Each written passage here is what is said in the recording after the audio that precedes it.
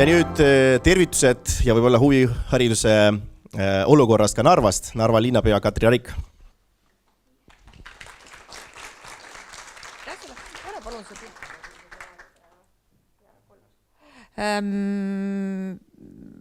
Proua minister, proua õiguskantsler, head Piret ja Ülle kõik kokku tulnud. Tere tulemast Narva. Meil on hea meel teid siin näha. Minu plaan on kõigepealt viia meid tagasi õigesse ajagraafikusse ja tegelikult ma tahan rääkida sellest, mida mulle on huviharidus andnud, sest kui ei oleks olnud huviharidust, siis ma ilmselt ei oleks ka siin, kus ma praegu olen. Aga alustuseks paar sõna, et ma olen kindel, et Irene hiljem räägib, et tegelikult on haridus üks tervik ja väga hea, et huvihariduse inimesed oma õiguste eest seisavad, tahavad olla ühes haridussüsteemis koos. Mul on hea meel, et tõesti hästi paar sõna Narvas, siin on palju Narva kolleege, kelle käest saate ka hiljem küsida. Narvas on olemas 2 spordikooli, võiks olla 1 koos, aga selleks muusikakool ja koorikool, millel võiks olla uus maja ja veel palju erinevaid võimalusi. Meie tõstsime oma huviharidusõpetajate palga 1400 euroni. Eks see ole prioriteetide küsimus, mida tõstetakse, mida ei tõsteta. Ega kunagi selle eest ju väga kiita ei saa, mis tehakse ikka, peaks olema rohkem, see on ka tüüpiline. Aga kui ma tohin unistada, siis mina näeksin veel rohkem mitmekesisust, veel erinevaid võimalusi. Ja ma väga näeksin nendes piirkondades, mis Eestis on siis valdavalt venekeelset, ma pean silmas Narvat, Sillamäed, Kohtla-Järvet, Maardut ja Tallinna Lasnamäed, et huviharidus on tegelikult üks võimalus toetada eestikeelset õpet. Ja selle vastu ei seisa ka ükski lapsevanem, sest ega füüsikat ja keemiat ei taha keegi väga ära anda eesti keelele, aga ju see tantsimine, laulmine, sport, ma ei tea, maalimine, käsitöö antaks ka ära, kui meil oleks eestikeelsed õpetajaid.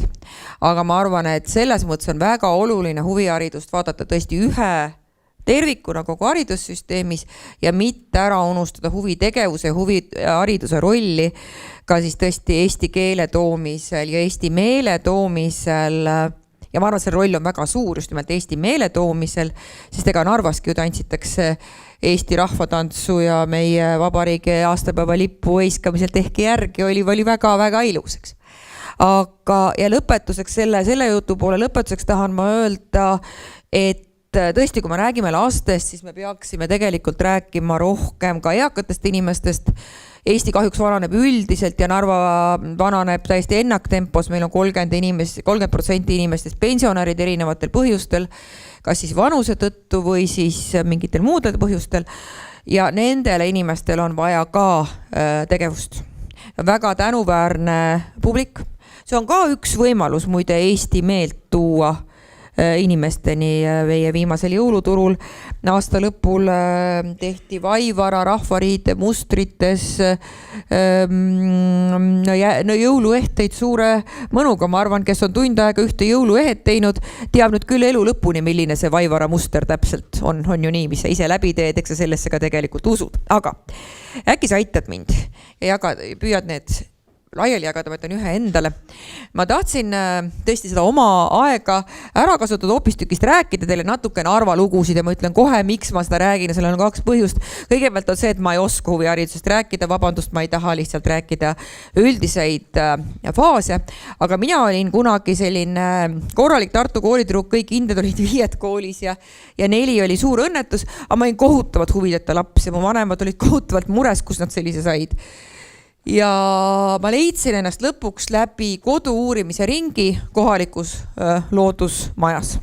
Et kui oleks olnud õpetajad Ellet, ei oleks mul täna kindlasti doktorikraadi ajaloos. Nii et minu ajaloohuvi sai tegelikult algus hoopistükist huviharidusest.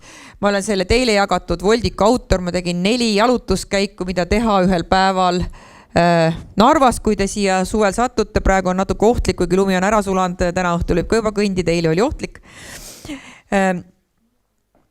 ja mina sain just tänu siis huviharidusel oma huviajaloo vastu, mis on hiljem mind väga palju elus aidanud ja ma usun, et huviharidus aitabki tihti siis neid õpilasi, kes ei ole võib-olla väga standardsed või väga nii-öelda siis tüüpiliste huvidega või on natuke tagasihoidlikumad või kõnetakistusega, nagu mina lapsena olin, et mul oli väga vaja seda esinemisjulgust kuskilt saada elu lõpuni ei unustama esimest ettekannet ega oma esimest ekskursiooni, see oli kõik väga-väga õudne ja kole. Aga teine asi, mis on väga oluline, ma väga usun, et huviharidusel on veel üks väga oluline roll, mida ma olen siin juba paar korda ka praegu öelnud, see eesti meele kasvatamine ja kust see eesti meel ikkagi hakkab kodust.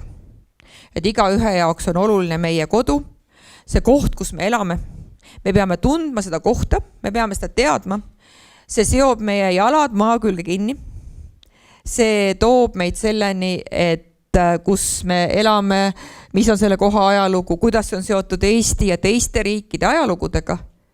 See on väga-väga oluline ja mina loodan, et kui ma loodan ükskord panustada huviharidusse ja see ei ole mitte, ma oleksin täna välja mõelnud, kui mul oleks teine elu või veel 28 tundi ööpäevas, siis ma teeksin huvihariduse ringi Narvas, koduloo ringi, äkki ma päästaksin ka kellegi niimoodi ära, nagu mind kunagi päästeti huviga ja ma usun, et see oleks oluline, see on tähtis, et me õpiksime oma kodu näitama, seda armastama ja näitama. Ja kuna lubasin siis mõned lood rääkida ikkagi, et ka nendele, kes on kaugemalt tulnud või ka siis oma inimestele, siis ma räägist nendest kahest samast majast, mis siin on Narva kolledži hoonest ja Raekojast. Muide, kui te tulete mõne kuu pärast tagasi, ma loodan, et konverentsi korraldajad ei pahanda, kui ma kasutan seda Narva reklaamiks oma neid minuteid, on Raekojas võimalik võtta 3-mõõtmelised prillid ja vaadata ringi, mis oli ajaloolisel Raekoja platsil vahetult enne sõda, võib-olla käia isegi natuke Raekoja platsist väljas,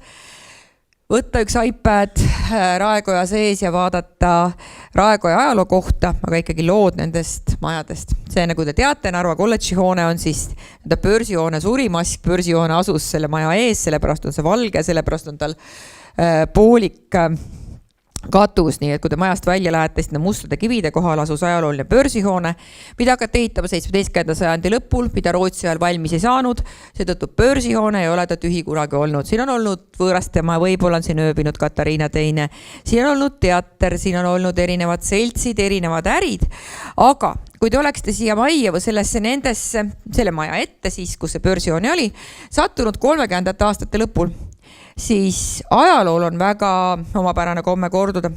Teisel korrusel, me oleme ka ju praegu teisel korrusel, oli linnaraamatukogu. Ja üks väike tüdruk, kes hiljem pani kirja oma mälestused, kes oli ajakirja Siluett toimetaja, Eevi Tael, kirjutab, kuidas ta 9-aastase tüdrukuna tuli läbi vanalinna siia. Vanalinn oli küll ilus, aga väikestele lastele kole, tühi, lõhnas natuke kassi-pissi järgi. Need vanalinna majad, seinad olid paksud, aknad olid väikesed, aga siia majja tulles ütles ta, et siin lõhnas petrooliumi järgi, sest petrooliumiga puhastati treppe. Trepid naksusid ja teisel korrusel oli raamatukogu uks, oli raske. Kui see lahti teha, siis olid seal ajalehed pikkade nende dokkide otsas ja Eevi kirjutas, et ta arvab, et seda pandi nimelt, et lapsed kätte ei saaks. Ja muidugi oli selle raamatukogu proual prillid, kes siis neid raamatuid andis ja 2 tükki võis korraga võtta. Aga 3. korrusel, siis natuke kõrgemal, oli kino. Narvas oli enne sõda 5 kino ja Kino Koit oli selline kõige popim kino. Kinopilet maksis 15 senti, selle eest võis saada ühe jäätise või kinno umbes siis nagu aru saada sellest raha võrdlusest, aga selle kinopiletiga oli selline lugu, et seda sai kasutada päev otsa, et sa võisid hommiku tulla ja õhtul minna.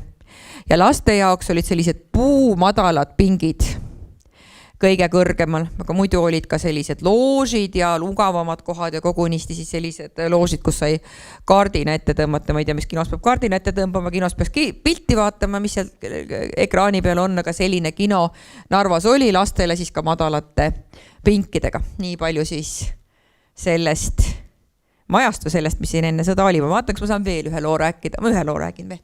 Võib-olla 2. See sama Raekoda. Vaadake, kui sarnane ta on Tartu Raekojale. et kui nagu võtta ära kõik see taust ja vaadata, ongi üsna samamoodi. Tegelikult on need ehitamise aeg 100 aastat, meie oma muidugi vanem, ehitatud siis Rootsi ajal, Saksa ja Hollandi meistrite poolt ja sellises baroki ja klassitsismi vahel, siis juba hiljem tõesti Tartus klassitsistlikus stiilis Raekoda. Aga tahan ma rääkida sellest Raekoja tornist. Siin pole ka täpselt näha, kes seal on, see on üks selline viktoriini küsimus, 2 tüüpilist Narva viktoriini küsimust, et mis aastal algas Ivangorodi või Jaanilinna ehitus, see on aasta 1492, kui Columbus jõudis Ameerikasse ja hästi meelde, et teine on see, kes on Raekoja tipus.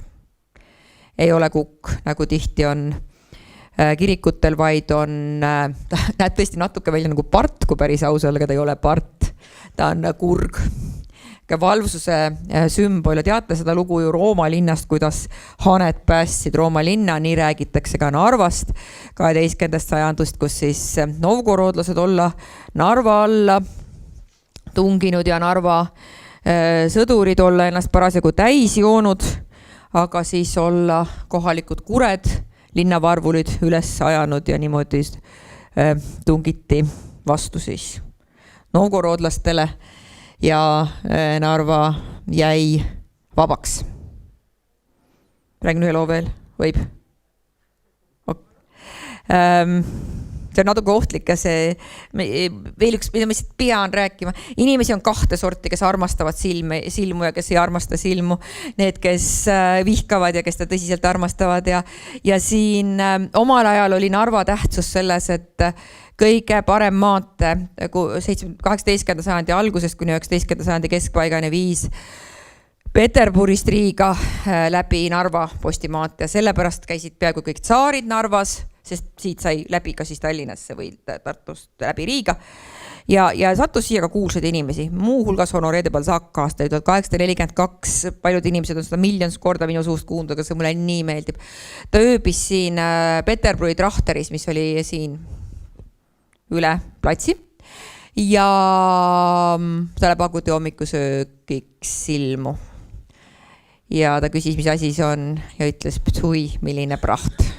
Nii et mõelgu, kui ta järgmine kord silmu sööte, kui ta silmu ei armasta, siis teiega on ühte meelt Balzac, ptui, milline praht ja kui te silmu armastate, siis ütelge lihtsalt, et Balzacil ei olnud õigust.